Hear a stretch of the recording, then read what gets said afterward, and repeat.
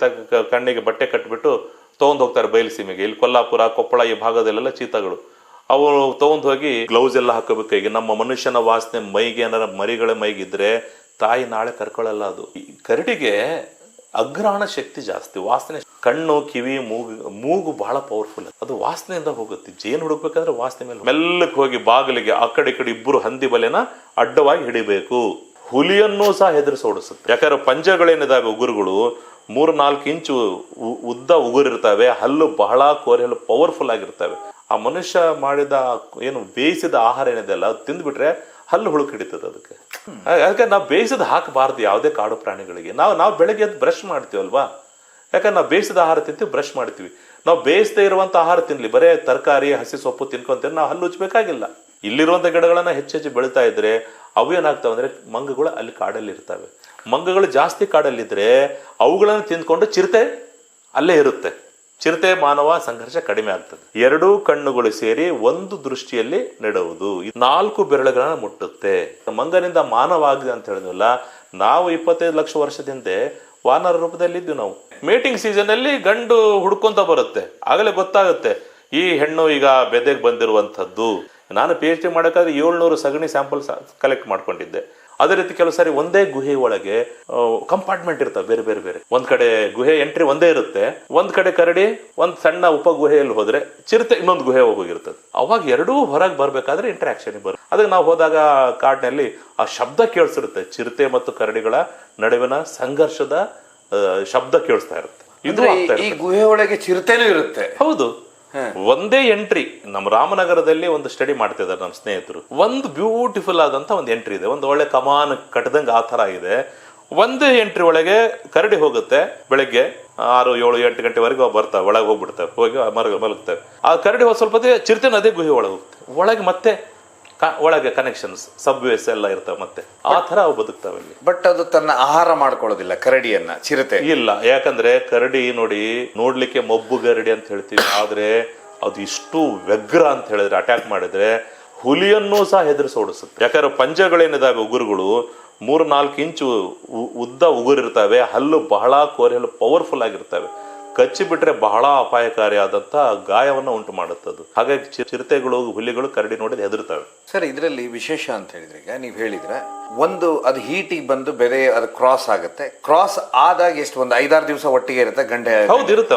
ಅಷ್ಟೇ, ಒಂದು ವಾರ ಅಷ್ಟೇ ಅದರ ಸಂಪರ್ಕ. ಒಂದು ವಾರದಿಂದ 15 ದಿನದವರೆಗೆ ಗಂಡು ಹೆಣ್ಣು ಒಟ್ಟಿಗೆ ಇರ್ತವೆ. ಅದಾದ್ಮೇಲೆ ಮುಗಿದೋತು ಅವ್ರ ದಾರಿ ಅವ್ರಿಗೆ, ಇವ್ರ ದಾರಿ ಇವರಿಗೆ. 2-2.5 ವರ್ಷ ಸಿಗುದಿಲ್ಲ. ಮತ್ತೆ 2.5 ವರ್ಷದವರೆಗೆ ಹೆಣ್ಣು ಹತ್ರ ಬಿಡಲ್ಲ ಗಂಡಿಗೆ. ಸರ್, ಈಗ ಅದು ಹೋಗಿ ಒಂದು ತಂಪಾದ ಪ್ಲೇಸ್ ಹುಡುಕುತ್ತೆ ಅಂದ್ರೆ ಗವಿ ಒಳಗೆ. ಹೌದು, ಯಾವ್ದೊಂದು ಗುಹೆ ಪೊಟ್ರೆ ಇದ್ದಂತ ತಂಪಾದ ಪ್ಲೇಸ್. ಹೌದು. ಅಲ್ಲಿಗೆ ಆಹಾರ ಹೇಗೆ ಕಳಿಸಿರ್ತಿದ ನೋಡಿ, ಅದು ಬಹಳ ವಿಚಿತ್ರ. ನೋಡಿ, ಯಾವಾಗ್ಲೂ ಕರಡಿ ಒಳಗೆ ಏನು ಮರಿ ಹಾಕ್ಬಿಡುತ್ತೆ, ಅದು ಹೊರಗೆ ಬರೋದಿಲ್ಲ. 3-4 ದಿನ, ಒಂದು ವಾರ ಗಟ್ಲೆ ಅಲ್ಲೇ ಇರುತ್ತೆ. ಯಾವ ಸಂದರ್ಭದಲ್ಲಿ ಇರುತ್ತೆ ಅಂದ್ರೆ ಅದು ಭಯಂಕರವಾದಂತ ಉದ್ವಿಗ್ನ ಸ್ಥಿತಿಯಲ್ಲಿ ಇರುತ್ತದು ಹೆಣ್ಣು ಕರಡಿ.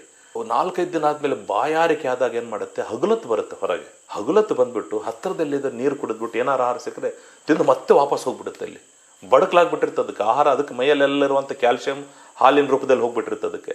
ಹಾಗಾಗಿ ನೋಡಿ, ಅದು ಸಂದರ್ಭ ಬಹಳ ಅಪಾಯಕಾರಿ. ಮೊದಲೆಲ್ಲ ಕರಡಿ ಮರಿಗಳನ್ನ ಸ್ಮಗಲ್ ಮಾಡೋರು ಏನ್ ಮಾಡ್ತಿದ್ರು ಅಂದ್ರೆ, ನೋಡ್ತಾರೆ ಕರಡಿ ಹೋಯ್ತು ಹೊರಗೆ ಅಂದ ತಕ್ಷಣ ಎಲ್ಲಿಂದ ಹೋಯ್ತು, ಆ ತಾಯಿ ಹಿಂಗ್ ಹೊರಗೆ ಹೋದ ತಕ್ಷಣ ಇವರು ಒಳಗೆ ಹೋಗ್ತಿದ್ರು ಮೊದಲು.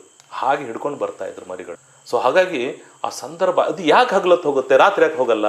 ನಿಶಾಚರಿ ಕರಡಿ ರಾತ್ರಿ ಬರ್ಬೇಕಿತ್ತಲ್ಲ, ಹಗಲತ್ತು ಯಾಕೆ ಬರುತ್ತಂದ್ರೆ, ನೋಡಿ, ಕರಡಿಗೆ ಮರಿಗಳಿಗೆ ವೈರಿಗಳು ಬಹಳ. ಅದು ಮಾಂಸದ ಮುದ್ದೆ ಇದ್ದಂಗೆ ಇರುತ್ತೆ ಮರಿ. ಏನು ಅದು ಪಾಪ ಅಸಹಾಯಕ ಸ್ಥಿತಿಯಲ್ಲಿ ಇರ್ತದೆ. ಹಾಗಾಗಿ ಯಾರು ಹೋಗಲಾರದಷ್ಟು ಅತ್ಯಂತ ಕಿರಿದಾದ ಓಣಿ ಮಾಡಿ ಅದ್ರೊಳಗೆ ಮರಿಗಳನ್ನ ಇಟ್ಟಿರ್ತದೆ ಕೆಳಗೆ. ಯಾಕೆ ಅದನ್ನು ತಿನ್ನುವಂಥವು ನರಿಗಳು, ಚಿರತೆಗಳು, ತೋಳ, ಬೇರೆಲ್ಲ ಪ್ರಾಣಿಗಳು ಅದನ್ನು ತಿನ್ನೋ ಸಾಧ್ಯತೆ ಇರುತ್ತೆ. ಹಾಗಾಗಿ ಅವೇನು ಮಾಡ್ತದೆ, ಮರಿಗಳನ್ನು ಅತ್ಯಂತ ಸುರಕ್ಷಿತವಾದ ಗುಹೆಯನ್ನು ಹುಡುಕ್ಬೇಕು. ಇದು ಬಹಳ ಕ್ರೂಷಿಯಲ್, ಬಹಳ ಮುಖ್ಯವಾದಂಥ ಸ್ಥಿತಿ. ಆದರೆ ಏನಾಗಿದೆ, ಇವತ್ತು ನಮ್ಮ ಎಲ್ಲ ಬಹುತೇಕ ಕಲ್ಲು ಗುಡ್ಡಗಳು, ಬಂಡೆಗಳು ಕ್ವಾರಿಗಳಾಗ್ಬಿಟ್ಟಿದ್ದಾರೆ. ಗಣಿಗಾರಿಕೆ. ಇದರಿಂದ ಏನಾಗಿದೆ, ಅವುಗಳಿಗೆ ಮರಿ ಹಾಕ್ಲಿಕ್ಕೆ ಜಾಗ ಇಲ್ದಂಗೆ ಆಯ್ತು. ಇದಕ್ಕೊಂದು ಕ್ಲಾಸಿಕ್ ಎಕ್ಸಾಂಪಲ್ 2005ನೇ ಇಸ್ವಿ ಇರ್ಬೇಕು, 4 ಅಥವಾ 5ನೇ ಇಸ್ವಿ ಇತ್ತು. ನಾನು ಜೂ ಅಥಾರಿಟಿ ಮೆಂಬರ್ ಆಗಿದ್ದೆ. ಅವಾಗ ಪತ್ರಿಕೆಯಲ್ಲಿ ಬರುತ್ತೆ, ಪೇಪರಲ್ಲಿ. ನಮ್ಮ ಪ್ರಿನ್ಸಿಪಾಲ್ ತೋರಿಸಿದ್ರು, ನೋಡಿ ಇದೇನೋ ನ್ಯೂಸ್ ಬಂದಿದೆ ನೋಡ್ರಿ ಅಂತ. ಏನಿದು, ಚಿಕ್ಕಮಗಳೂರು ಜಿಲ್ಲೆ ಕಡೂರು ತಾಲೂಕಿನ ಹೋಚಿಹಳ್ಳಿ ಅಂತ ಗ್ರಾಮದ ಒಳಗೆ ಕರಡಿ ಬಂದು ಮರಿ ಹಾಕಿದೆ ಅಂತ ಸುದ್ದಿ ಬಂತು. ನಾನು ತಕ್ಷಣ ಫೋನ್ ಮಾಡಿದೆ PCCF ವೈಲ್ಡ್ ಲೈಫ್ ಸರ್ ಹಿಂಗಾಗಿ. ಹೌದಾ, ಪ್ಲೀಸ್ ನೀವು ನೋಡ್ಕೊಂಬನ್ನಿ ಏನ್ ಮಾಡ್ಬೇಕು ಅಂತ. ನಾನು ಹೋದೆ ಇಮಿಡಿಯೇಟ್ ಆಗಿ. ಅಲ್ಲಿ ಹೋಗಿ ನೋಡ್ತೀನಿ ಏನಾಗಿದೆ. ಒಂದು ಕರಡಿ ಅಲ್ಲಿ ಸುತ್ತಮುತ್ತಲು ಎಲ್ಲ ಕಲ್ಲು ಗಣಿಗಾರಿಕೆಗೆ ಒಂದು ಗುಡ್ಡ ಉಳಿದಿಲ್ಲ. ಹೋಚಳ್ಳಿ, ಕಡೂರು ಸುತ್ತಮುತ್ತಲು ಗುಡ್ಡಗಳು ಎಲ್ಲ ಕಲ್ಲು ಗುಡ್ಡ. ಅಲ್ಲಿರುವಂತ ಕರಡಿ ಏನಾಗಿದೆ, ಅದು ಈಗ ಮರಿ ಹಾಕ್ಬೇಕು, ಗರ್ಭ ಧರಿಸಿದೆ, ತುಂಬು ಈಗ ಅದು ಹೆರಿಗೆ ಆಗ್ಬೇಕು, ಜಾಗ ಇಲ್ಲ. ಅದು ಹುಡ್ಕೊಂತ ಎಲ್ಲಿ ಬಂತು, ಊರು ಹೊರವಲಯದಲ್ಲಿ ಮನೆಗಳನ್ನು ಕಟ್ಟಿದೆ, ಆಶ್ರಯ ಮನೆಗಳು. ಆ ಕಡೆ ಜನ ವಸತಿ ಇದೆ. ಮಧ್ಯದಲ್ಲಿ ಒಂದು ಮನೆ ಅರ್ಧಂಬರ್ಧ ಕಟ್ಟಿದ್ದಾರೆ, ಬಾಗ್ಲಿಲ್ಲ. ಆ ಮನೆ ಒಳಗೆ ಹೋಗಿ ಬೆಡ್ರೂಮ್, ಎಂಟ್ರೆನ್ಸ್ ಫಸ್ಟ್ ಹಾಲ್ ಇರುತ್ತೆ, ಆಮೇಲೆ ಇನ್ನೊಂದು ರೂಮ್ ಇರುತ್ತೆ. ಒಳಭಾಗದಲ್ಲಿ ಅಷ್ಟೇ ನೆಲವನ್ನು ಬಗೆದು ಅಲ್ಲಿ ಮರಿ ಹಾಕೊಂಡು ಕೂತ್ಕೊಂಡ್ಬಿಟ್ಟಿದೆ. ಮನೆ ಒಳಗೆ ಮರಿ ಹಾಕಿತ್ತು. ಇದು ಆಮೇಲೆ ಏನಾಯ್ತು, ನಾನು ಹೋಗಿ ಎಲ್ಲ ಅಬ್ಸರ್ವೇಷನ್ ಮಾಡಿದ್ದು, ನೋಡಿದ್ವಿ. ಅದು ಹೆಂಗ್ ಗೊತ್ತಾಯ್ತು ಅಲ್ಲಿರೋದಂದ್ರೆ, ಮರುದಿನ ಅಲ್ಲಿ ಮುಂದೆ ಸ್ಕೂಲ್ ಗ್ರೌಂಡ್ ಇದೆ, ಮಕ್ಕಳು ಆಟ ಆಡ್ತಿದ್ದಾರೆ, ಚೆಂಡು ಹೊಸಿದಾನೆ, ಬಾಲ್ ಹೋಗಿದೆ ಒಳಗೆ, ರೂಮ್ ಒಳಗೆ ಹೋಗಿದೆ. ಒಬ್ಬನ ಹುಡುಗ ಹೋಗೋದ ತರ ಹೋಗಿದ್ದಾನೆ. ಹೋದ ತಕ್ಷಣ ಗೊರ್ರ ಅಂತೇಳಿ ಅದು ಅಟ್ಯಾಕ್ ಮಾಡ್ಕೊಂಡು ಬಂದ್ಬಿಡ್ತು ಕರಡಿ. ಇವನು ಓಡಿ ಬಂದ, ಬಿದ್ನೋ ಸತ್ನ ಅಂತ ಓಡಿ ಬಂದ್ಬಿಟ್ಟ. ಬಂದ್ ಕೊಳ್ಳೆ ಅಲರ್ಟ್ ಆದ್ರು. ಇಮಿಡಿಯೇಟ್ ಅರಣ್ಯ ಇಲಾಖೆಗೆ ಹೇಳಿದ್ರು. ಅರಣ್ಯ ಇಲಾಖೆ ನಾನು ಅವರೆಲ್ಲ ರಕ್ಷಣೆ ಕೊಟ್ಟರು. ನಾನು ಇಮಿಡಿಯೇಟ್ ಅಲ್ಲಿ ಹೋಗಿ ಏನ್ ಮಾಡಬೇಕು ಎಲ್ಲ ಸುತ್ತ ಇದು ಮಾಡಿ ನಾವೇನ್ ಮಾಡಿದ್ವಿ, ಫಸ್ಟ್ ಆಫ್ ಆಲ್ ಅಲ್ಲಿ ಅಂತ ಹೇಳಿದ್ರೆ, ಅದನ್ನ ನಾವೇನ್ ಮಾಡ್ಬೇಕು, ಈಗ ಬಿಡ್ಬೇಕಲ್ಲ. ಎಲ್ಲಿ ಬಿಡಬೇಕು? 7 ದಿನ ಆಯ್ತು ಅಲ್ಲೇ, 7 ದಿನ ಅಲ್ಲೇ ಇದೆ, ಅದು ಹೊರಗೆ ಬಂದಿಲ್ಲ ತಾಯಿ. ಆ ಕಲ್ಲು ಗಣಿಗಾರಿಕೆಯಲ್ಲಿ ಎಫೆಕ್ಟ್ ಎಲ್ಲೂ ಇಲ್ಲ ಅದಕ್ಕೆ ಏನ್ ಮಾಡಿದ್ವಿ, ನಾನು ಕೇಶವಮೂರ್ತಿ ಅಂತ ಒಬ್ರು RF ಇದ್ರು, ಹುಡುಕಿದ್ವಿ. ನೀವು ಅವರು PCF ಹೇಳಿದ್ರು ಅಲ್ಲೆಲ್ಲ ರಿಲೀಸ್ ಮಾಡಕ್ಕಾಗತ್ತಂತ. ನಾವು ಮುತ್ತೋಡಿ ಕಾಡಿ ಎಲ್ಲ ಓಡಾಡಿದ್ವಿ. ಎಲ್ಲರ ಕಲ್ಲಿನ ಗುಹೆ ಸಿಗುತ್ತಾ, ಬಂಡೆ ಇದೆಯಾ, ಗುಹೆ ಇದೆಯಾ ಅಂತ ಎಲ್ಲ ಹುಡುಕಾಡಿದ್ವಿ, ಸಿಗಲಿಲ್ಲ. ಮತ್ತೆ ಅನಿವಾರ್ಯ ಏನ್ ಮಾಡ್ಬೇಕಂದ್ರೆ ರೆಸ್ಕ್ಯೂ ಮಾಡಿದ್ವಿ. ರೆಸ್ಕ್ಯೂ ಮಾಡಕ್ಕೆ ಇಷ್ಟು ಸಿಸ್ಟಮ್ಯಾಟಿಕ್ ಮಾಡಿ, ಯಾಕಂದ್ರೆ ಕರಡಿ ಏನಾದ್ರೂ ಹೊರಗೆ ಬಂದ್ಬಿಟ್ರೆ ನಾವು ಬೋನ್ ತೊಗೊಂಡು ಇಡಬೇಕು ಬಾಗಿಲಿಗೆ.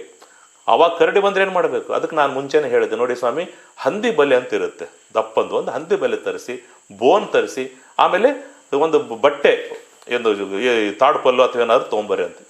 ಫಸ್ಟ್ ಏನ್ ಮಾಡಿದ್ವಿ, ಮೊದಲು ಮೆಲ್ಲಕ್ಕೆ ಹೋಗಿ ಬಾಗಿಲಿಗೆ ಆ ಕಡೆ ಈ ಕಡೆ ಇಬ್ಬರು ಹಂದಿ ಬಲೆನ ಅಡ್ಡವಾಗಿ ಹಿಡಿಬೇಕು. ಯಾಕಂದ್ರೆ ಕರಡಿ ಬಂದ್ಬಿಟ್ರೆ ಅಲ್ಲೇ ಇರುತ್ತಂತ. ನಾವು ಬೋನ್ ಇಡೋವರೆಗೂ ಸುರಕ್ಷಿತವಾಗಿರ್ತೀವಿ. ನಿಧಾನವಾಗಿ ಒಂದು 4 ಜನ ಹೋಗಿ ಬಲೆ ಹಿಡ್ಕೊಂಡು ನಿಂತರು, ಬಾಗಿಲಿಗೆ ಅಡ್ಡ ಭದ್ರವಾಗಿ ಮುಚ್ಚಿದ್ರು ಬಲೆನ. ಆಮೇಲೆ ನಿಧಾನವಾಗಿ ಬೋನ್ ತೊಗೊಂಡು ಹೋಗಿ ಫಿಕ್ಸ್ ಮಾಡಿ ಬಲೆನ ಎತ್ತಿದ್ವಿ. ಆಮೇಲೆ ಈ ಬೋನ್ ಕಾಣಬಾರ್ದು ಜನರಿಗೆ, ಅದು ಕರಡಿ ಕಾಣಬಾರ್ದು. ಅದಕ್ಕೆ ಅದ್ರ ಮೇಲೆ ಒಂದು ಶಾಮಿಯಾನದ ಬಟ್ಟೆನ ಫುಲ್ ಹೊದಿಸ್ಬಿಟ್ವಿ. ಅದು ಕತ್ತಲು ಕೂಪ ಆಗ್ಬಿಡ್ತು. ಆಮೇಲೆ ಹಿಂದೆ ಕಿಟಕಿಯಲ್ಲಿ ಹೋಗಿ ಸ್ವಲ್ಪ ಸೌಂಡ್ ಮಾಡ್ರಿ ಅಂತ ಹೇಳಿದ್ವಿ. ಸೌಂಡ್ ಮಾಡಿದ ತಕ್ಷಣ ಬರ್ರಂತ ಓಡ್ ಬಂದ ತಕ್ಷಣ ಸೀದಾ ಒಳಗೆ ಬಂತು.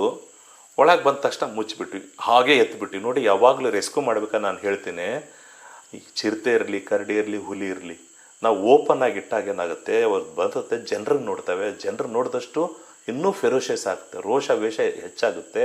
ಆ ರೋಷದಲ್ಲಿ ಅವು ಕಂಬಿನ ಕಡ್ದು ಹಲ್ಲು ಮುರ್ಕೊಳ್ತವೆ, ಗಾಯ ಮಾಡ್ಕೊಳ್ತವೆ, ಮೂಗು ಹೊಡೆದು. ಅದಕ್ಕೆ ನಾನು ಹೇಳೋದು, ಯಾವುದೇ ರೆಸ್ಕ್ಯೂ ಆಪರೇಷನ್ ಮಾಡಲಿ ಕವರ್ ಮಾಡಿ. ಜನರಿಗೆ ತೋರಿಸ್ಬೇಕಂತ ಜನರು ತೋರಿಸಿ ಜೂ ಹೋಗಿ ನೋಡಲಿ ಪ್ರಾಣಿಗಳನ್ನ. ಕವರ್ ಮಾಡಿದ್ವಿ, ಎತ್ಬಿಟ್ಟು ಒಮ್ಮೆಲೆ ಇಮಿಡಿಯೇಟ್. ಆ ಮರಿಗಳಿಗೆ ಏನು ಮಾಡಬೇಕು ನೋಡಿ, ಮರಿಗಳನ್ನ ಹ್ಯಾಂಡಲ್ ಮಾಡೋಕ್ಕಾದ್ರೆ ಬನ್ನೇರುಘಟ್ಟಿಂದ ಎಕ್ಸ್ಪರ್ಟ್ಸ್ ಕರೆಸಿದ್ವಿ ಸರ್. ಏನಂದ್ರೆ ಅವು ಗ್ಲೌಸ್ ಎಲ್ಲ ಹಾಕೋಬೇಕು. ಈಗ ನಮ್ಮ ಮನುಷ್ಯನ ವಾಸನೆ ಮೈಗೆ ಏನಾರ ಮರಿಗಳ ಮೈಗಿದ್ರೆ ತಾಯಿ ನಾಳೆ ಕರ್ಕೊಳ್ಳಲ್ಲ. ಅದಕ್ಕೆ ಗ್ಲೌಸ್ ಹಾಕ್ಸಿದ್ವಿ. ಗ್ಲೌಸ್ ಹಾಕಿ ಒಂದು ಬಟ್ಟೆಯನ್ನು ಒಂದು ರಟ್ಟಿನ ಡಬ್ಬೆ, ಮರಿಗಳು ಸಣ್ಣ ಸಣ್ಣ ಮರಿ, ವೈಲ್ಡ್ ಲೈಫ್ ಅದು. ಹಾಗಾಗಿ ನಾವು ಡೈರೆಕ್ಟ್ ಹ್ಯಾಂಡಲ್ ಮಾಡಬಾರ್ದು. ಅವರೆಲ್ಲ ಅವ್ರ ಸಮ್ಮುಖದಲ್ಲಿ, ಅರಣ್ಯ ಇಲಾಖೆ ಸಮ್ಮುಖದಲ್ಲಿ, ರಂಗರಾವ್ ಅಂತಿದ್ರು ಅಲ್ಲಿ DCF, ಅವ್ರ ಸಮ್ಮುಖದಲ್ಲಿ ತೊಗೊಂಡು ಸೀದಾ ಬನ್ನೇರುಘಟ್ಟಕ್ಕೆ ತೊಗೊಂಡೋಗಿ ಅಲ್ಲಿ ರಾತ್ರಿ 10 ಗಂಟೆಗೆ ಹೋಗಿ ನೋಡಿ, ಮತ್ತೆ ರಿಲೀಸ್ ಮಾಡೋಕ್ಕಾದ್ರೆ ಒಮ್ಮೆಲೆ ಬಿಡಂಗಿಲ್ಲ ತಾಯಿ ಮಕ್ಕಳನ್ನ. ಮಧ್ಯದಲ್ಲಿ ಆ ಕಡೆ ಒಂದು ಕಂಪಾರ್ಟ್ಮೆಂಟ್, ಈ ಕಡೆ ಒಂದು ಕಂಪಾರ್ಟ್ಮೆಂಟ್, ಅಲ್ಲೆಲ್ಲ ಹುಲ್ಲೆಲ್ಲ ಹಾಕಿ ರೆಡಿ ಮಾಡಿದ್ವಿ. ಇಲ್ಲೆಲ್ಲ ಮರಿಗಳಿಗೆ ಆ ಹುಲ್ಲಲ್ಲಿ ಇದೆಲ್ಲ ಮೆತ್ತಗೆಲ್ಲ ಮಾಡಿ ಅಲ್ಲಿ ಬಿಟ್ವಿ. ತಾಯಿನ ಒಂದು ಕಡೆ ಬಿಟ್ಟು ಅದಕ್ಕೆ ನೀರಿಗೆಲ್ಲ ಹಾಕಿ ಕುಡಿದ್ಮೇಲೆ ರಿಲ್ಯಾಕ್ಸ್ ಆದಮೇಲೆ ಮಧ್ಯದಲ್ಲಿ ಒಂದು ಗೇಟ್ ಇರುತ್ತೆ, ಓಪನ್ ಮಾಡಿದ್ವಿ. ನಿಧಾನವಾಗಿ ಮರಿಗಳು ಕುಯ್ ಕುಯ್ ಕುಯ್ ಅಂತ ಸೌಂಡ್ ಮಾಡ್ತವೆ. ಆ ಸೌಂಡ್ ನೋಡ್ಕೊಂಡು ತಾಯಿ ಮೆಲ್ಲಕ್ಕೆ ಹೋಗಿ ಮತ್ತವು ಚೆನ್ನಾಗಿ ಸುಖವಾಗಿ ಇದ್ವು. ಬನ್ನೇರುಘಟ್ಟ ಜೂನಲ್ಲಿ ಆರಾಮಾಗಿ ಅದಕ್ಕೊಂದು ಜಾಗ ಸಿಕ್ತು. ಅವು ಬೆಳೆದ್ಮೇಲೆ ಅವು ಮರಿ ಆದ್ವು. ಆಗಾಗಲೇ ಅವು, ನಾನು ಹೇಳಿದ 2004ನೇ ಇಸ್ವಿ, 20 ವರ್ಷ ಆಯ್ತು ಇವತ್ತಿಗೂ.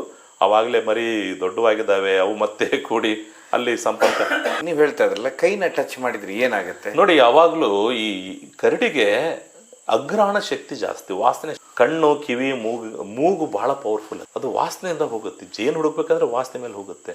ನಾವು ಮನುಷ್ಯನ ಬೆವರಿನ ವಾಸನೆ ಇರುತ್ತಲ್ಲ, ಮರಿಗಳ ಮೈ ಮೇಲೆ ಇರುತ್ತೆ. ಅವಾಗ ಏನಾಗುತ್ತೆ, ಅದು ಅಕ್ಸೆಪ್ಟ್ ಮಾಡಲ್ಲ ಮರಿಗಳು, ತನ್ನ ಮರಿ ಅಂತೇಳಿ. ಅದಕ್ಕೆ ನಾವೇನ್ ಮಾಡಿದ್ವಿ, ಅಲ್ಲೇನು ಮಣ್ಣು, ಅಲ್ಲಿರುವಂತಹ ಮಲಮೂತ್ರ ಇರುವಂತಹ ಮಣ್ಣು ಅದೆಲ್ಲ ಜೊತೆಗೆ ಇಟ್ಕೊಂಡಿದ್ವಿ ನಾವು. ಅಲ್ಲಿ ಹೋಗಿ ಹಾಕಿದ್ವಿ ಅಲ್ಲೆಲ್ಲ. ಯಾಕಂದ್ರೆ ಆ ವಾಸನೆ ಅದಕ್ಕೆ ಬಹಳ ಮುಖ್ಯ. ಆ ವಾಸನೆ ಆಧಾರದ ಮೇಲೆ ಅವು ಮರಿಗಳನ್ನ ಐಡೆಂಟಿಫೈ ಮಾಡ್ತಾರೆ. ಸ್ವಲ್ಪ ಏನಾರು ಮನುಷ್ಯನ ವಾಸನೆ ಏನಾರು ಕಂಡು ಬಂದ್ರೆ ಅದು ತನ್ನ ಏನೋ ಅಂದ್ಕೊಂಡು ಮರಿನ ಕಚ್ಚಿ ಸಾಯಿಸಬಹುದು. ಹಾಗಾಗಿ ನಾವೇನ್ ಮಾಡ್ಬೇಕಂದ್ರೆ ಯಾವಾಗ್ಲೂ ಅದಕ್ಕೆ ನಾನು ಹೇಳೋದು, ಬಹಳ ವೈಜ್ಞಾನಿಕವಾಗಿ ನಾವು ಆಲೋಚನೆ ಮಾಡಿ ಯಾವುದೇ ಕೆಲಸ ಇರಲಿ ನಾವು ಮಾಡಬೇಕು. ಬಣ್ಣ ಯಾಕಂದ್ರೆ ಅದು ಮ್ಯಾಮಲ್ಲು ಅದಾಗಲೇ ಅಭಿವೃದ್ಧಿ ಹೊಂದಿದಂಥ ಸಂತತಿ ಆಗಿರೋದ್ರಿಂದ ಅದಕ್ಕೆ ಬಣ್ಣ ಎಲ್ಲ ಗೊತ್ತಾಗಿದೆ. ಯಾಕಂದ್ರೆ ನೋಡಿ, ಹಣ್ಣುಗಳು ಇರ್ತಾವಲ್ಲ, ಒಂದು ವಿಡಿಯೋದಲ್ಲಿ ನಾವು ನೋಡಿದ್ವಿ, ನಮ್ಮ ಫ್ರೆಂಡ್ ಒಬ್ರು ಒಂದು ಹಣ್ಣು ಕೆಂಪು ಹಣ್ಣಿದೆ, ಕೆಂಪು ಹಣ್ಣು, ಆ ಕೆಂಪು ಹಣ್ಣನ್ನು ಹೋಗಿ ಅಷ್ಟೇ ಹಣ್ಣು ತಗೊಂಡು ಈ ಕಡೆ ಬಂದ್ಬಿಡ್ತದೆ. ಅಂದ್ರೆ ಬಣ್ಣದ ಗುರುತು ಇರುತ್ತೆ ಅದಕ್ಕೆ, ಬಣ್ಣನ ಗುರುತು ಹಿಡಿತದೆ. ಯಾಕಂದ್ರೆ ಅದು ಕಣ್ಣು ಬಹಳ ಅಭಿವೃದ್ಧಿ ಆಗಿರುವಂಥವು ಅವೆಲ್ಲ. ಒಂದು ಎಷ್ಟು ಆಯಸ್ಸು ಸರ್ ಅದಕ್ಕೆ ಕರಡಿಗೆ ನೋಡಿ, ಈಗ ನಾವು ನೋಡ್ತಾ ಇದ್ದೀವಿ ಜನರಲ್ ಆಗಿ ವೈಲ್ಡ್ನಲ್ಲಿ, ಕಾಡಿನಲ್ಲಿದ್ದಾಗ ಸ್ಟ್ರಗಲ್ ಫಾರ್ ಎಕ್ಸಿಸ್ಟೆನ್ಸ್, ಆಹಾರಕ್ಕಾಗಿ ಹೊಡೆದಾಟ ಮಾಡಬೇಕಾಗುತ್ತೆ. ಸರ್ವೈವಲ್ ಆಫ್ ದ ಫಿಟ್ಟೆಸ್ಟು, ಅದ್ರ ಭಾಳ ಕಷ್ಟ. ನೀರು ಸಿಗಲ್ಲ, ಆಹಾರ ಸಿಗಲ್ಲ, ಅಲೆದಾಡ್ಬೇಕು. ಅದಕ್ಕೆ ಅಲ್ಲಿ 25ರಿಂದ 30 ವರ್ಷ ಒಂದು ಆವ್ರೇಜ್ ಲೈಫ್ ಇರುತ್ತೆ. ಆದರೆ ಜೂನಲ್ಲಿದ್ದಾಗ ಸೆಕ್ಯೂರ್ಡ್ ಫುಡ್ ಇರುತ್ತೆ, ಅದಕ್ಕೆ ಟ್ರೀಟ್ಮೆಂಟ್ ಎಲ್ಲ ಇರುತ್ತೆ. ಅಲ್ಲಿ 35 ವರ್ಷದವರೆಗೂ ಕರಡಿಗಳು ಬದುಕಿದಾವೆ. ಹೌದು. ನೋಡಿ, ನಿಮಗೆ ಗೊತ್ತಿರಲಿ, ನಾವು 2004ರಲ್ಲಿ ನೋಡಿದಂಥ ಬನ್ನೇರುಘಟ್ಟದ ಕರಡಿಗಳು ಇವತ್ತಿಗೂ ಸುಖವಾಗಿದ್ದಾವೆ ಇನ್ನು ಅಲ್ಲಿ. ಯಾಕೆ ಸಾಮಾನ್ಯವಾಗಿ ಏನಾಗ್ತವೆ, ಕರಡಿಗಳಿಗೆ ಹಲ್ಲು ನೋವು ಬರ್ತದೆ. ಅದು ಹಲ್ಲಿಂದ ಯಾವಾಗ ಬರುತ್ತೆ ಪ್ರಾಬ್ಲಮ್ ಅಂದರೆ, ನೋಡಿ, ಬಹಳ ಜನ ಈ ಮನುಷ್ಯನ ಮೇಲೆ ಅಟ್ಯಾಕ್ ಆಗುತ್ತೆ. ಎಲ್ಲಿ ಆಗುತ್ತೆ? ಈ ಊರು ಹೊರಗೆ ಹಾಸ್ಟೆಲ್ಸ್ ಇರ್ತವೆ, ಯೂನಿವರ್ಸಿಟಿಗಳು ಇರ್ತವೆ, ಏನು ಮಾಡ್ತಾರೆ, ಹೊರಗೆ ಚೆಲ್ಬಿಡ್ತಾರೆ. ಆ ಮನುಷ್ಯ ಮಾಡಿದ ಏನು ಬೇಯಿಸಿದ ಆಹಾರ ಏನಿದೆ ಅಲ್ಲ, ಅದು ತಿಂದ್ಬಿಟ್ರೆ ಹಲ್ಲು ಹುಳುಕು ಹಿಡಿತದೆ. ಯಾಕಂದ್ರೆ ನಾವು ಬೇಯಿಸಿದ ಹಾಕಬಾರ್ದು ಯಾವುದೇ ಕಾಡು ಪ್ರಾಣಿಗಳಿಗೆ. ನಾವು ಬೆಳಗ್ಗೆ ಎದ್ದು ಬ್ರಷ್ ಮಾಡ್ತೀವಲ್ವಾ, ಯಾಕಂದ್ರೆ ನಾವು ಬೇಯಿಸಿದ ಆಹಾರ ತಿಂತೀವಿ, ಬ್ರಷ್ ಮಾಡ್ತೀವಿ. ನಾವು ಬೇಯಿಸದೇ ಇರುವಂಥ ಆಹಾರ ತಿನ್ಲಿ, ಬರೇ ತರಕಾರಿ ಹಸಿ ಸೊಪ್ಪು ತಿನ್ಕೊಂತೀವಿ, ನಾವು ಹಲ್ಲು ಉಜ್ಬೇಕಾಗಿಲ್ಲ. ಹಲ್ಲು ಯಾಕೆ? ಅದಕ್ಕೆ ಆ ಕರಡಿಗಳಿಗೆ ಏನಾಗ್ತಾರೆ, ಈ ಥರ ಆಹಾರವನ್ನು ಹೊರಗೆ ಬರ್ತದೆ, ಊರ ಹೊರಗೆ ಬಂದು ತಿಪ್ಪೆ ಗುಂಡೆಯಲ್ಲಿ ತಿಂತದೆ ಆಹಾರ. ಈ ಥರ ಮನುಷ್ಯ ಬೇಯಿಸಿದ ಆಹಾರ ತಿಂದರೆ ಅವು ಕರಡಿಗಳಿಗೆ ಹಲ್ಲು ನೋವು ಬರ್ತದೆ. ಆದರೆ ಜೂನಲ್ಲಿ ಏನಾಗುತ್ತೆ, ಅವಕ್ಕೆಲ್ಲ ಟ್ರೀಟ್ಮೆಂಟ್ ಕೊಡ್ತಾರೆ ಕರೆಕ್ಟಾಗಿ. ಆದರೆ ಕಾಡಿನಲ್ಲಿದ್ದಾಗ ಏನಾಗುತ್ತೆ, ಇನ್ಫೆಕ್ಷನ್ ಆಗುತ್ತೆ, ಪಸ್ ಫಾರ್ಮೇಷನ್ ಆಗುತ್ತೆ. ಅದರಿಂದಾಗಿ ಏನಾಗ್ತವೆ, ಆಯುಷ್ಯ ಕಡಿಮೆ ವೈಲ್ಡ್ನಲ್ಲಿ. ಮಂಗಗಳಿಗೂ ಆಹಾರ ಕೊಡ್ತಾರೆ, ಮಂಗನಿಗೆ ಅಂತೇಳಿ ಆಹಾರ ಕೊಡ್ತೀವಿ. ನೋಡಿ, ಲಕ್ಷಾಂತರ ವರ್ಷಗಳಿಂದ ಮಂಗಗಳು, ಕೋತಿಗಳು ಈ ಭೂಮಿ ಮೇಲೆ ಬದುಕಿದಾವೆ, ಮನುಷ್ಯನ ಸಹಾಯ ಇಲ್ದಂಗೆ ಬದುಕಿದಾವೆ. ನಮ್ಮ ತಾತ ಮುತ್ತಾತ ಅವಕ್ಕೆ ಆಹಾರ ಕೊಟ್ಟು ಅವನ್ನ ಬೆಳೆಸಿಲ್ಲ, ಅವು ತಿಂತಾ ಇದ್ದಾವೆ. ನಾವು ನಮ್ಮ ಪಾಪವನ್ನ ಮುಕ್ತಿ ಮಾಡ್ಕೊಳ್ಳಿಕ್ಕೆ ನಮ್ಮ ಅತಿರೇಕದಿಂದಾಗಿ ಅವನ್ನ ಆಹಾರ ಕೊಡ್ತಾ ಇದ್ದೀವಿ. ಎಷ್ಟು ದಿನ ಕೊಡ್ತೀರಿ? ಅವು ನಿಮಗೋಸ್ಕರ ಕಾಯ್ಕೊಂತ ರಸ್ತೆ ಪಕ್ಕದಲ್ಲಿ ನಿಂತಿರ್ತಾವೆ ಆಹಾರ ಕೊಟ್ರೆ. ಅವಕ್ಕೆ ಬೇಟೆ ಆಡ್ಬೇಕು ಅಂದ್ರೆ ಆಹಾರ ಹುಡುಕ್ಬೇಕಂತ ಕೌಶಲ್ಯನ ಮರೆತು ಬಿಟ್ಟಿದ್ದಾವೆ. ಕಾಡಲ್ಲಿ ಅಲ್ಲಿ ಹೋಗಿ ಯಾವ ಚಿಗರೆಲ್ಲಿ ತಿನ್ಬೇಕು, ಯಾವ ಹಣ್ಣನ್ನು ತಿನ್ಬೇಕು ಅನ್ನೋದು ಮರಿಗಳಿಗೆ ಗೊತ್ತೇ ಆಗಲ್ಲ. ಯಾಕಂದ್ರೆ ತಾಯಿ ಟ್ರೈನಿಂಗ್ ಕೊಡೋದೇನು, ಜನ ಹಾಕುವಂತ ಕಳ್ಳೆಪುರಿ, ಜನ ಹಾಕುವಂತ ಚಕ್ಕಲಿ, ಏನು ಚಿಪ್ಸು, ಇವು ತಿಂದು ತಿಂದು ತಿಂದು ನೋಡಿ. ಒಂದು ಹೇಳ್ತೇನೆ, ಇನ್ನು ಮಂಗಗಳೇನಿದಾವೆ, ನಮ್ದು ಬಾನೆಟ್ ಮಕಾಕ್ ಅಂತ ಹೇಳ್ತೀವಿ, ಅದು ಈಗ ವಲ್ನರಬಲ್ ಸ್ಪೀಶೀಸ್ ಆಗಿದೆ. ನಮ್ಮ ವನ್ಯಜೀವಿ ಕಾಯ್ದೆ ಪ್ರಕಾರ ಅದು ಅಪಾಯದ ಅಂಚಿನಲ್ಲಿರುವ ಪ್ರಾಣಿ ಆಗಿದೆ. ಕಡಿಮೆ ಆಗಿದೆ, ಅದರ ಸಂತತಿ ಕಡಿಮೆ ಆಗ್ತಾ ಇದೆ. ಯಾಕಂದ್ರೆ ಇಂಥ ಆಹಾರ ಸೇವನೆ ಮಾಡ್ತಾ ಇದೆ, ಅವುಗಳ ನ್ಯಾಚುರಲ್ ಆಹಾರ ಇದು ಇಲ್ಲ ಕಾಡಿನಲ್ಲಿ. ಅದಕ್ಕೆ ನಾನು ಹೇಳೋದು, ಅರಣ್ಯ ಇಲಾಖೆಯಲ್ಲಿ ನಾವು ಯಾವಾಗ್ಲೂ ಹೇಳ್ತಿರ್ತೀನಿ, ಸ್ಥಳೀಯ ಹಣ್ಣಿನ ಗಿಡಗಳನ್ನು ಹೆಚ್ಚು ಬೆಳೆರಿ. ಸ್ಥಳೀಯ ಹಣ್ಣಿನ ಗಿಡಗಳನ್ನ ಹೆಚ್ಚೆಚ್ಚು ಕಾಡಲ್ಲಿ ಬೆಳೆಯೋದು, ಮತ್ತೆ ಯಾವುದೇ ಬೇರೆ ಗಿಡ ತಂದು ಹಾಕೋದಲ್ಲ. ಇಲ್ಲಿರುವಂತ ಗಿಡಗಳನ್ನ ಹೆಚ್ಚೆಚ್ಚು ಬೆಳೀತಾ ಇದ್ರೆ ಅವು ಏನಾಗ್ತಾವೆ ಅಂದ್ರೆ, ಮಂಗಗಳು ಅಲ್ಲಿ ಕಾಡಲ್ಲಿ ಇರ್ತವೆ. ಮಂಗಗಳು ಜಾಸ್ತಿ ಕಾಡಲ್ಲಿದ್ರೆ ಅವುಗಳನ್ನು ತಿಂದ್ಕೊಂಡು ಚಿರತೆ ಅಲ್ಲೇ ಇರುತ್ತೆ. ಚಿರತೆ ಮಾನವ ಸಂಘರ್ಷ ಕಡಿಮೆ ಆಗ್ತದೆ. ಇದು ಒಂದಕ್ಕೊಂದು ಸಂಬಂಧ ಇರುವಂಥದ್ದು ಕಾಲೇಜಲ್ಲಿ. ಹೌದು. ಇದಾದ್ಮೇಲೆ ನೀವು ಈಗ ಚಿಂಪಾಂಜಿ ಅಂತ ಬರುತ್ತೆ, ಮನುಷ್ಯನ ತರಾನೇ ನೋಡೋದಕ್ಕಿರುತ್ತೆ. ಅದಕ್ಕೆ ಏನ್ ವ್ಯತ್ಯಾಸ? ಚಿಂಪಾಂಜಿಗಳಿಗೂ ಈ ಮಂಗಗಳಿಗೂ ಬಹಳ ವ್ಯತ್ಯಾಸ ಇದೆ. ಈಗ ಪ್ರೈಮೇಟ್ಸ್ ಅಂತ ಹೇಳ್ತೇವೆ. ಓಕೆ ಅಂದ್ರೆ ಮನುಷ್ಯನಲ್ಲಿ ಏನ್ DNA ಇದೆ ಅಂತ 95% DNA ಪ್ರೈಮೇಟ್ಸ್ಗಳದು ನಮ್ದು ಒಂದೇ ಆಗಿದೆ. ಅವುಗಳ ಬಾಯಿಯ ಆಳ, ಮೆದುಳಿನ ಗಾತ್ರ, ಬೈನಾಕ್ಯುಲರ್ ವಿಷನ್ ಅಂತ ಹೇಳ್ತೀವಿ. ಅಂದ್ರೆ ಎರಡೂ ಕಣ್ಣುಗಳು ಸೇರಿ ಒಂದು ದೃಷ್ಟಿಯಲ್ಲಿ ನೆಡುವುದು. ಇದರಿಂದ ಅಕ್ಯುರೇಸಿ ಇರುತ್ತೆ. ಹೆಬ್ಬೆರಳು 4 ಬೆರಳುಗಳನ್ನು ಮುಟ್ಟುತ್ತೆ. ಇದು ಪ್ರೈಮೇಟ್ಗಳ ಗುಣಲಕ್ಷಣ. ನೋಡಿ, ಮನುಷ್ಯನ ಹೆಬ್ಬೆರಳು ಈ 4 ಬೆರಳನ್ನು ಮುಟ್ಟುವುದು ಮತ್ತು ಬೈನಾಕ್ಯುಲರ್ ವಿಷನ್ನು, ಮೆದುಳಿನಲ್ಲಿ ಆದ ಬೆಳವಣಿಗೆ, ಬಾಯಿಯ ಅಗಲ, ಈ ಕಾರಣದಿಂದಾಗಿ ಮನುಷ್ಯ ವಿಕಾಸ ಆಗಿದ್ದಾನೆ. ಯಾಕಂದ್ರೆ ಇದರಿಂದ ನಾವು ಟೂಲ್ಸ್, ಸಾಧನಗಳನ್ನ ಬಳಕೆ ಮಾಡ್ಲಿಕ್ಕೆ ಅನುಕೂಲ. ಇದರಿಂದ ಸಾಧನ ಬಳಕೆ ಮಾಡ್ತೀವಿ ನಾವು. ಚಿಂಪಾಂಜಿ ನೋಡಿ, ಕೋಲ್ ತಗೊಂಡು ಹಿಡ್ಕೊಳ್ತದೆ, ಕೋಲು ಕೈಯೆಲ್ಲ ಹಿಡ್ಕೊಳ್ತದೆ, ಅದೆಲ್ಲ ಮಾಡುತ್ತೆ. ಹಾಗೆ ಮನುಷ್ಯನ ಅಭಿವೃದ್ಧಿ ಆಗ್ಲಿ, ವಿಕಾಸ ಆಗ್ಲಿಕ್ಕೆ ಮಂಗನಿಂದ ಮಾನವ ಆಗಿದೆ ಅಂತ ಹೇಳಿದ್ವಲ್ಲ. ನಾವು 25 ಲಕ್ಷ ವರ್ಷದ ಹಿಂದೆ ವಾನರ ರೂಪದಲ್ಲಿ ಇದ್ವಿ, ನಾವು ಪ್ರೈಮೇಟ್ಸ್ ಆಗಿದ್ವಿ ನಾವು. ಆದ್ರೆ ಬರ್ತಾ ಬರ್ತಾ ನಮ್ಮ ಕೈಗಳ ಬೆಳವಣಿಗೆ ಆಯ್ತು, ಮೆದುಳಿನ ಬೆಳವಣಿಗೆ ಆಯ್ತು, ಕಣ್ಣು ಎರಡು ನೇತ್ರಗಳ ದೃಷ್ಟಿ ಒಂದು ಆ್ಯಂಗಲ್, ಅವಾಗ ಪ್ರಿಸಿಷನ್ ಸಿಕ್ತು. ಅವಾಗ ಮನುಷ್ಯ ಸಾಧನ ಬಳಕೆ ಮಾಡ್ತಾನೆ. ಬರೇ ಕೈಯಿಂದ ಹೋರಾಡೋದಕ್ಕೂ ಕೋಲ್ನಿಂದ ಹೊಡೆಯೋದಕ್ಕೂ ಬಹಳ ವ್ಯತ್ಯಾಸ ಇದೆ. ಅದನ್ನು ಸಾಧನವಾಗಿ ಮಾಡ್ಕೊಳ್ತಾನೆ. ಬರ್ತಾ ಬರ್ತಾ ಬರೀ ಕೋಲಿನಿಂದ ಹೊಡೆದ್ರೆ ಆಗಲ್ಲ, ಚೂಪಾದ ಕಲ್ಲನ್ನು ಕಟ್ಟಿ ಅದಕ್ಕೆ ಅದರಿಂದ ಹೊಡೆದ್ರೆ ಈಜಿಯಾಗಿ ಸಾಯಿಸಬಹುದು ಅಂತಾನೆ. ಆಮೇಲೆ ಏನ್ ಮಾಡ್ತಾನೆ, ಸತ್ತ ಪ್ರಾಣಿನ ಹೆಂಗ್ ಬೇಕಂಗ್ ಬಗುತ್ ತಿಂತ ಇದ್ದವನು ಚೂಪಾದ ಕಲ್ಲಿಂದ ಚರ್ಮನ ಸುಲಿಯತ್ ಕಲಿತಾನೆ. ಸೊ ಇದೆಲ್ಲ ಆದಿಮಾನವನ ಇತಿಹಾಸದಲ್ಲಿ ನಾವು ನೋಡ್ತೀವಿ. ಇದು ಹೀಗೆ ಮಾನವನ ಅಭಿವೃದ್ಧಿ ಆಗಿರೋದು. ಇದು ಅದೇ ವ್ಯತ್ಯಾಸ. ಈ ಪ್ರೈಮೇಟ್ಸ್ಗಳಿಗೆ ಈ ಕೈ ಬೆರಳು ಏನದಾವ, ನಮ್ಮ ಕೈ ಮತ್ತು ಮೆದುಳು ಏನಿದೆ, ಇದು ವಿಕಾಸಕ್ಕೆ ಕೊಟ್ಟಂಥದ್ದು ಅತಿ ದೊಡ್ಡ ಕೊಡುಗೆ ಇದು. ಸೊ ನಾವು ಮತ್ತೆ ಸರ್ ಈಗ ಕರಡಿ ಬಂದ ಕೂಡಲೇ ಕರಡಿ 30-35 ವರ್ಷ ಇರುತ್ತೆ. ಬಟ್ ಇದು ಹೇಗಿದು ಅಂದ್ರೆ ಹುಟ್ಟಿದಾಗ ಅದ್ರ ಮರಿ ತಾಯಿ ಸಪ್ರೇಟ್ ಮಾಡಿಬಿಡುತ್ತೆ, ಆ ನಂತರ ಇವು ಸಿಂಗಲ್ ಆಗಿಬಿಡ್ತಾವ. ಯಾವತ್ತು ಗುಂಪು ಸಿಂಹದ ತರ ಗುಂಪಾಗಿ ಇದು ಇಲ್ಲ. ಕರಡಿ ಯಾವತ್ತೂ ಸಹ ತಾಯಿ ತನ್ನ ಮರಿಗಳ ಜೊತೆ 2.5 to 3 ವರ್ಷ ತಾನೇ ಇರುತ್ತೆ. ಅದಾದ್ಮೇಲೆ ಮರಿಗಳನ್ನ ಕಚ್ಚಿ ಓಡಿಸುತ್ತೆ, ಹೋಗ್ರಿ ನೀವು ಬದುಕೊಳ್ರಿ ಅಂತ ಹೇಳಿ. ಯಾವುದೇ ರೀತಿಯ ಸಂಸಾರ, ಕುಟುಂಬ, ಸಾಮೂಹಿಕ ಜೀವನ ಇಲ್ಲ ಕರಡಿಗಿಲ್ಲ. ಕರಡಿಗೆ ಸಾಮೂಹಿಕ ಜೀವನ ಇಲ್ಲ. ಮರಿಗಳ ಜೊತೆ ಇದ್ದಾಗ ಅದು 3 ತಾಯಿ 2 ಮರಿ ಜೊತೆ 3 ಇರ್ತಾ ಬಿಟ್ರೆ ಅಕ್ಕ ತಂಗಿ ಅಣ್ಣ ತಮ್ಮ ಒಂದು ಸಂಸಾರ ಬಳಗ ಯಾವತ್ತೂ ಇರೋದಿಲ್ಲ. ಆಮೇಲೆ ಇನ್ನೊಂದು ಅಂತ ಹೇಳಿದ್ರೆ ತನ್ನ ಸಂತಾನ ಅಭಿವೃದ್ಧಿ ಮಾಡ್ಬೇಕಂತ ಹೇಳಿ ಮೇಟ್ ಆಗತ್ತೆ ಅಷ್ಟೇನೆ. ಮೇಟಿಂಗ್ ಸೀಸನ್ ಅಲ್ಲಿ ಗಂಡು ಹುಡ್ಕೊಂತ ಬರುತ್ತೆ, ಆಗಲೇ ಗೊತ್ತಾಗುತ್ತೆ ಈ ಹೆಣ್ಣು ಈಗ ಬೆದೆಗೆ ಬಂದಿರುವಂತದ್ದು. ಇದೇನಾದ್ರೂ ಹುಲಿ ತರ ಸ್ಪ್ರೇ ಅಥವಾ ಇನ್ನೊಂದು ಏನಾದ್ರು? ಇದರಲ್ಲಿ ಸ್ಪ್ರೇ ಇಲ್ಲ. ನಮ್ಮಲ್ಲಿ ಏನಂದ್ರೆ ಟೆರಿಟರಿ ಮಾರ್ಕಿಂಗ್ ನಾವು ಇನ್ನೂ ನೋಡ್ತಾ ಇದ್ವಿ, ಅಷ್ಟು ನಮಗೂ ಇನ್ನೂ ಅದ್ರ ಬಗ್ಗೆ ಗೊತ್ತಾಗಿಲ್ಲ. ಈ ಹುಲಿ ಏನ್ ಮಾಡುತ್ತೆ, ಟೆರಿಟರಿ ಮಾರ್ಕಿಂಗ್ ಮಾಡ್ತಾ ಹೋಗುತ್ತೆ, ಮೂತ್ರ ವಿಸರ್ಜನೆ ಮಾಡಿ ಅಲ್ಲೆಲ್ಲಿ ಚುಮ್ಕಿಸಿ. ಆದ್ರೆ ಇದು ಮಲ ವಿಸರ್ಜನೆ ಮಾಡುತ್ತೆ, ಮಲ ಅಲ್ಲೆಲ್ಲೆಲ್ಲಿ ಹಾಕುತ್ತೆ. ಅದು ತನ್ನ ಹೋಗೋ ದಾರಿ ಎಲ್ಲೆಲ್ಲ ಉದ್ದಕ್ಕೂ ಮಲ ಅಲ್ಲೆಲ್ಲೆಲ್ಲಿ ಹಾಕ್ತಾ ಹೋಗುತ್ತೆ. ಅದು ಬಹುಶಃ ಟೆರಿಟರಿ ಮಾರ್ಕಿಂಗ್ ಆಗಿರುತ್ತೆ ಅದು. ಅಥವಾ ಆ ಗೆದ್ದಲು ಗೂಡನ್ನ ಅಗದಿರೋದು, ಇದೆಲ್ಲ ಅದರ ಗುರುತು. ಅದಕ್ಕೆ ನಾವು ಯಾವುದೇ ಕಾಡಿನ ಪ್ರದೇಶಕ್ಕೆ ಹೋದ್ರೆ ಕರಡಿ ನಮಗೆ ನೇರವಾಗಿ ನೋಡೋದಿಲ್ಲ, ನಾವು ಇಂಡೈರೆಕ್ಟ್ ಎವಿಡೆನ್ಸಸ್ ಅಂತ ಹೇಳ್ತೀವಿ. ಅಪ್ರತ್ಯಕ್ಷವಾಗಿರುವಂತದ್ದು ಕರಡಿಯ ಸಗಣಿ, ಅದು ನಮ್ಗೆ ಗೊತ್ತಾಗುತ್ತೆ ಕರಡಿಯ ಸಗಣಿ ಅಂತ ಹೇಳಿ. ನಾನು PhD ಮಾಡೋಕ್ಕಾದ್ರೆ 700 ಸಗಣಿ ಸ್ಯಾಂಪಲ್ ಕಲೆಕ್ಟ್ ಮಾಡ್ಕೊಂಡಿದ್ದೆ. ಅವನ್ನೆಲ್ಲ ತಂದು ಅವನ್ನೆಲ್ಲ ತೆಗೆದು ಯಾವ ಬೀಜವನ್ನ ತಿಂದೆ, ಆ ಬೀಜದ ಆಧಾರ ಯಾವ ಹಣ್ಣಿನ ಬೀಜ ತಿಂದಿದೆ, ಅದರಲ್ಲಿ ಎಷ್ಟು ಗೆದ್ದಲು ಹುಳುಗಳ ಪ್ರಮಾಣ ಇದೆ, ಎಷ್ಟು ಇರುವೆಗಳ ಪ್ರಮಾಣ ಇದೆ, ಅದನ್ನ ನಾನು ಅನಾಲಿಸಿಸ್ ಮಾಡಿದ್ದೀನಿ. ಈ ಥರ ನಾವು ಅಧ್ಯಯನ ಮಾಡ್ತೇವೆ. ಸೊ ಯಾವ ಸೀಸನಲ್ಲಿ ಏನೇನು ತಿಂದಿದೆ ಅನ್ನೋದು ನಮ್ಗೆ ಅಧ್ಯಯನದ ಮೇಲೆ ಗೊತ್ತಾಗುತ್ತೆ. ನೀರು ಇರೋದು ಕುಡಿಯೋದು ಹೇಗೆ? ನೀರು ಸಹ ಬಹಳ ಮುಖ್ಯ. ನೋಡಿ, ಕರಡಿಗಳಿಗೆ ದಿನಕ್ಕೆ 1 ಬಾರಿ ಆದ್ರೆ ನೀರು ಕುಡಿಲೇಬೇಕದು. ಹಾಗಾಗಿ ಏನಾಗುತ್ತೆ, ಇಡೀ ಮಳೆಗಾಲ ಚಳಿಗಾಲದಲ್ಲಿ ಎಲ್ಲೋ ನೀರು ಸಿಗುತ್ತೆ, ಅದು ಓಕೆ. ಬೇಸಿಗೆ ಬಂದ ತಕ್ಷಣ ಯಾಕೆ ಮನುಷ್ಯನ ಮೇಲೆ ಕರಡಿ ಅಟ್ಯಾಕ್ ಜಾಸ್ತಿ ಆಗ್ತವೆ? ಬೇಸಿಗೆಯಲ್ಲಿ ಜಾಸ್ತಿ ಆಗೋದು ಯಾಕಾಗುತ್ತೆ ಅಂತ ಹೇಳಿದ್ರೆ, ಬೇಸಿಗೆಯಲ್ಲಿ ಕಾಡಲ್ಲಿ ನೀರು ಸಿಗದೇ ಇದ್ರೆ ಅದೇನಾಗುತ್ತೆ, ಊರಿನ ಹಳ್ಳಿ ಕಡೆ ಬರುತ್ತೆ, ಪಂಪ್ ಸೆಟ್ ಇರೋ ಕಡೆ ಬರುತ್ತೆ, ಹೊಲ ಗದ್ದೆಗಳ ಕಡೆ ಬರುತ್ತೆ. ಅವಾಗ ಏನಾಗುತ್ತೆ ಅಂದ್ರೆ ಜನರ ಮೇಲೆ ಅಟ್ಯಾಕ್ ಆಗೋ ಸಾಧ್ಯತೆ ಇರುತ್ತೆ. ಅದಕ್ಕೆ ಈಗ ಏನ್ ಮಾಡ್ತಾರೆ ನಮ್ಮ ಅರಣ್ಯ ಇಲಾಖೆಯವರು, ಬಹಳ ಒಳ್ಳೆ ಕೆಲಸ ನಮ್ಮ ಬಳ್ಳಾರಿ ವಿಜಯನಗರ ಜಿಲ್ಲೆಯಲ್ಲಿ ಮಾಡ್ತಿದ್ದಾರೆ. ಇಲ್ಲಿ ನಾವೇನು ಮಾಡಿದ್ವಿ, ಹೋದ ವರ್ಷದ 3-4 ವರ್ಷದಿಂದ ಏನ್ ಮಾಡಿದ್ದಾರೆ, ಅಲ್ಲೆಲ್ಲೆಲ್ಲೆಲ್ಲ ನೀರಿನ ತೊಟ್ಟಿಗಳನ್ನ ಅರಣ್ಯದ ಅಂಚಿನಲ್ಲಿ ನೀರಿನ ತೊಟ್ಟಿ ನಿರ್ಮಿಸಿದ್ದಾರೆ. ಅದಕ್ಕೆ ನೀರು ಬಿಡ್ತಿದ್ದಾರೆ. 3-4 ತಿಂಗಳು ನೀರಿನಿಂದ ತುಂಬಿಸ್ತಾರೆ ಅಲ್ಲಿ. ನಾನು ಅಲ್ಲೆಲ್ಲ ಕ್ಯಾಮ್ರಾ ಟ್ರ್ಯಾಪ್ ಇಟ್ಟು ನಾವು ಸ್ಟಡಿ ಮಾಡಿದ್ದೀವಿ. ಅಲ್ಲಿ ಬಂದು ಕರಡಿಗಳು ನೀರು ಕುಡಿತಾವೆ, ಕಾಡಲ್ಲೆಲ್ಲ ಓಡಾಡ್ಕೊಂತ ಇರ್ತವೆ. ಮಾನವ ಕರಡಿ ಸಂಘರ್ಷ ಬಹಳ ಕಡಿಮೆ ಆಗಿದೆ ಇದರಿಂದ. ಇದು ನಡಿಬೇಕಾದ್ರೆ 4 ಕಾಲನ್ನು ಇಟ್ಟೆ, 4 ಕಾಲ ಮೇಲೆ. ಹೌದು.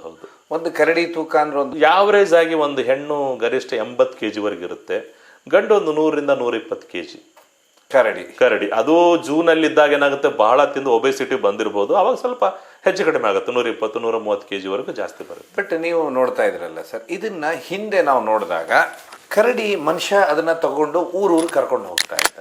ಈ ಪದ್ಧತಿ ಯಾಕೆ ನೋಡಿ, ಈ ಪದ್ಧತಿ ಶತಮಾನಗಳಿಂದ ಇದೆ. ಒಂದು ಕರಡಿ ಆಡಿಸೋ ಪದ್ಧತಿ ಏನಿದೆ ಶತಮಾನಗಳಿಂದ ಇರುವಂಥದ್ದು. ಲೈಕ್ ಮಂಗ ಆಡಿಸೋದು, ಹಾವು ಆಡಿಸೋರು, ಕರಡಿ ಆಡಿಸೋರು, ಇವೆಲ್ಲ ನಮ್ಮ ಜಾನಪದದಲ್ಲಿ ಬಂದಂಥ ಕಲೆಗಳು ಇವೆಲ್ಲ. ಮತ್ತು ಜನ ಬದುಕಿಗಾಗಿ ಕಟ್ಕೊಂಡಂಥವ್ರು ಅದನ್ನು ಕಾಡಿನಲ್ಲಿ ಸಿಕ್ಕಂಥ ಮರಿ ತಂದು ಪಳಗಿಸಿ ಅದನ್ನು ಊರೂರು ಕರ್ಕೊಂಡೋಗಿ ಮಾಡುವಂಥದ್ದಿತ್ತು. ಆದರೆ ಏನಾಯಿತು, ಕಾಲಾನುಕಾಲ ಮೊಘಲ್ ಕಾಲದಲ್ಲಿ ಇದನ್ನು ಮಾಡಿದ್ರು ಅಂತ ಹೇಳ್ತಾರೆ. ಈ ಒಂದು ಪದ್ಧತಿ ಮೊಘಲ್ ಕಾಲದಲ್ಲಿ ಬಂತು. ಮಂಗ ಆಡಿಸೋರು, ಹಾವು ಆಡಿಸೋರು, ಕರಡಿ ಆಡಿಸೋರು, ಈ ಥರ ಎಲ್ಲ ಪಳಗಿಸೋದು ಪ್ರಾಣಿಗಳನ್ನು, ಒಂಟೆಗಳನ್ನು ಪಳಗಿಸೋದು, ಇವನ್ನು ಚೀತಾಗಳನ್ನು ಪಳಗಿಸಿದ್ರು. ಚೀತಾನ ಪಳಗಿಸಿ ಬೇಟೆ ಆಡಕ್ಕೆ ಕಳಿಸ್ತಾ ಇದ್ರು ಮೊಘಲರೆಲ್ಲ. ಅದು ಮೊಘಲರದ್ದು ಹೇಳ್ತಾರೆ, ಚೀತಾ ತಂದದ್ದು ಇರಾನಿಂದ ಅಂತಾನೆ ಹೇಳ್ತಾರೆ. ಇರಾನಿಂದ ತಂದು ಅವ್ರು ಏನ್ ಮಾಡ್ತಾರೆ, ಚೀತಾ ಕಣ್ಣಿಗೆ ಬಟ್ಟೆ ಕಟ್ಬಿಟ್ಟು ತಗೊಂಡ್ ಹೋಗ್ತಾರೆ ಬಯಲುಸೀಮೆಗೆ. ಇಲ್ಲಿ ಕೊಲ್ಲಾಪುರ, ಕೊಪ್ಪಳ ಈ ಭಾಗದಲ್ಲೆಲ್ಲ ಚೀತಾಗಳು ಅವು ತಗೊಂಡ್ ಹೋಗಿ ಅಲ್ಲಿ ಬಿಟ್ಬಿಟ್ರೆ ಅವು ಹೋಗಿ ಅಲ್ಲಿ ಬ್ಲಾಕ್ ಬಗ್ಸ್, ನಮ್ಮ ಚಿಗರಿಗಳನ್ನ ಅದು ಹಿಡಿತಿತ್ತು. ಇವ್ರು ಹೋಗಿ ಅದು ಫಾರ್ ಫನ್. ಈ ಥರ ಎಲ್ಲ ಬಹಳಷ್ಟು ಈ ಡೇಗೆ ಹಕ್ಕಿಗಳನ್ನ ಇದು ಮಾಡೋದು. ಡೇಗೆ ಹಕ್ಕಿಗಳು, ಹಾಕ್ ಅಂತ ಹೇಳ್ತೀವಿ, ಶಿಕ್ರಾಗಳು, ಇವುಗಳನ್ನ ಪಳಗಿಸಿ ಅವಕ್ಕೆ ಕಣ್ಣಿಗೆ ಬಟ್ಟೆ ಕಟ್ಕೊಂಡು ಸೀದಾ ತಗೊಂಡೋಗಿ ಎಲ್ಲಿ ಪಕ್ಷಿಗಳು ಜಾಸ್ತಿ ಅಲ್ಲಿ ಹೋಗಿ ಪಕ್ಷಿಯನ್ನು ಬೇಟೆ ಆಡ್ಕೊಂಡು ಅದು ಬರ್ತಿತ್ತು. ಇದೆಲ್ಲ ಟ್ರೈನಿಂಗ್ ಮಾಡಿದ್ರು ಮೊಘಲ್ ಪೀರಿಯಡಲ್ಲಿ ಬಹಳ ಆಯ್ತು ಇದೆಲ್ಲ. ಸೊ ಆ ಸಂದರ್ಭದಲ್ಲಿ ಇವರು ಸಹ ಕರಡಿ ಆಡಿಸೋದು ಪದ್ಧತಿ ಇತ್ತು. ಮರಿ ತೊಗೊಂಬಂದು ಅದಕ್ಕೆ ಟ್ರೈನಿಂಗ್ ಕೊಟ್ಟು ಅದನ್ನೆಲ್ಲ ಊರೂರು ಕರ್ಕೊಂಡು ಹೋಗಿ ಅದರಿಂದ ಬದುಕ್ತಾ ಇದ್ರು.